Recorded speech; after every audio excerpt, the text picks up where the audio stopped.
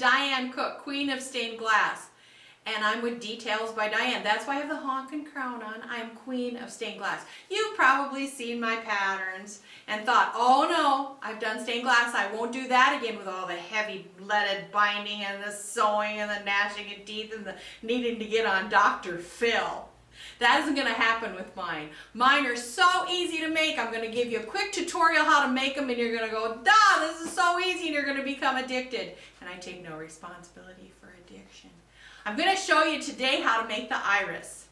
And it's just pieces that are fused onto black fabric. That's how you make all of my patterns. Just fuse the pieces onto black fabric. How easy does that get? And a lot more inexpensive. When I teach a class, you can get this iris top done without the borders, but the top done in 3.5 hours. Hey, that's an evening project. So what I want you to do is think about these projects, put your feet up, watch a movie. It's so easy.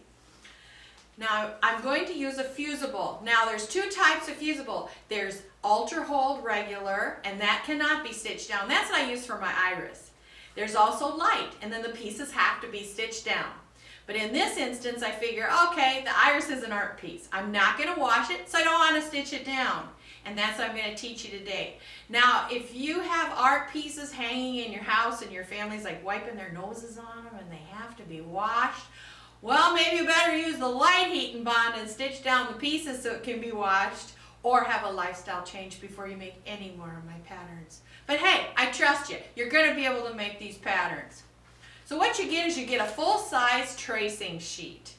And I design all of my patterns 17 inches wide because heat and bond comes 17 inches wide.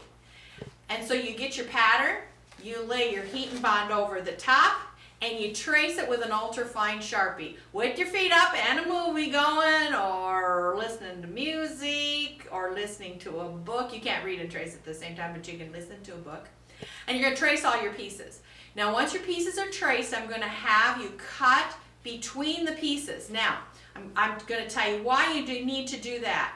People make the mistake when they work with fusible. What they do is they will trace it, then they'll start to cut out the pieces exactly on the drawn line. Well, when we fuse it to the back of the fabric, how are we going to cut it exact again on the drawn line once the drawn line's been cut out? That's why people say, oh, I hate fusibles, there's whiskers. Well, we don't get whiskers with this because when you're cutting out between the pieces, you have a little bit of fusible around each piece, and that's going to work great when you go to fuse it. So then you cut your pieces, you fuse them to the back of your fabric, and now you cut them out on your drawn line. Repeat after me. Never cut out the pieces until they're fused on the back of the fabric. See how smart you are? I mean, that's probably the hardest part of this whole thing. So you got your pieces, you fused them to the back of the fabric, and now you've cut them out. Now you have like puzzle pieces. We've all done a puzzle. What I want you to do is take a piece of black fabric, and I'm only going to have you chalk a 1-inch border. That's just going to tell you how to start placing the pieces. You've done a puzzle. You place the border pieces first. That's how you do this. So you place your border pieces, and the rest are traced to fit. You don't need to draw anything else on your black fabric. Now I purposely pulled the pieces off of here so that you can just see that then I just place my pieces. That's why it looks like a wonderful soft stained glass. I like it better than the harsh 1/4 inch. And like I say, no new swear words.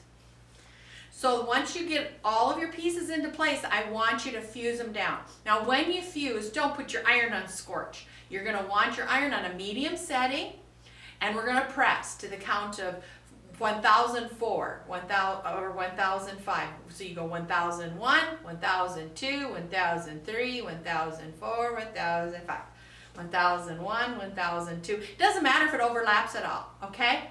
That just does not matter because you're going to have to overlap. You can't get everything exact.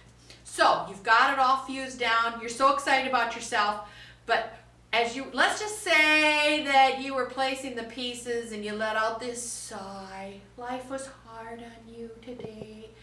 And one of the pieces shifted and you fused it down. What I want you to do is reheat it, carefully peel it up so it doesn't stretch, place it where it needs to go, and refuse it back down.